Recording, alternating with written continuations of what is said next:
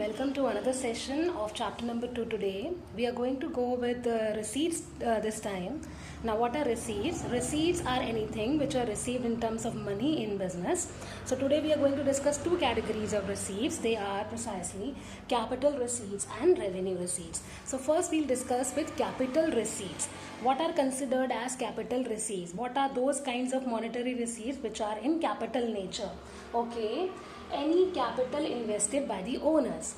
So any money which is being received by the business from the owners or the proprietors is considered as the capital receipt. Now another one can also be loans received. The money received in the form of loans from any bank or financial institution can also be considered as a capital receipt.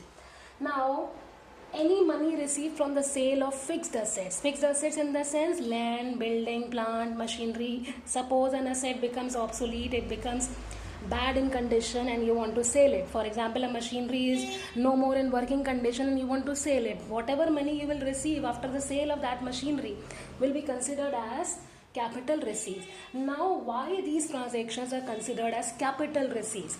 Primarily because of these features which I have written down. They are non-recurring in nature. Non-recurring means they are not happening every day. They are once upon a time activities. They happen very rarely in the business. Then, to be shown as liabilities. Generally, these things are liabilities which a business has to return back. For example, if you are taking loan from bank, naturally you have to return it back to the bank. You have to refund that loan. Then, in case if you are using the capital invested by the owners, one day when the business will close, you have to return the capital.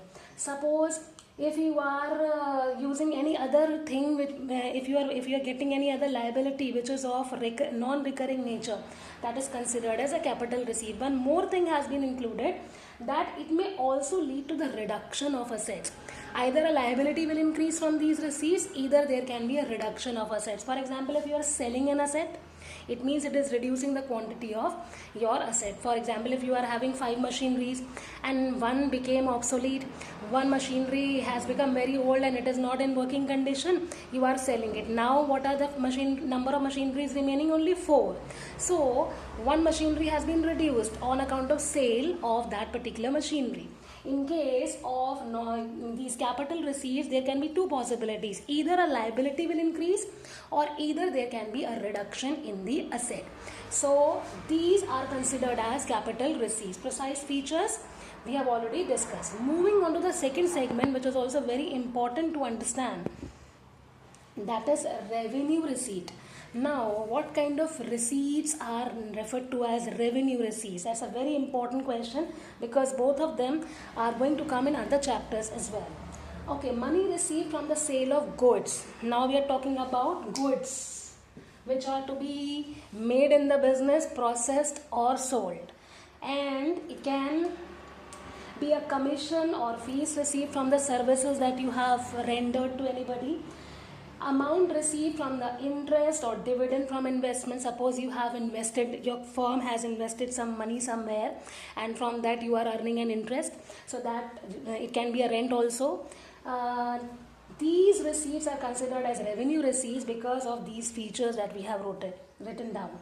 They are of recurring nature. They will happen repeatedly, you can say. That they are not once upon a time activities. They will happen in the regular course of business. Sale of goods will happen. It will not happen in once a year. It will happen every day. Then there can be commission, there can be receival of fees, there can be amount received as interest on your investments regularly.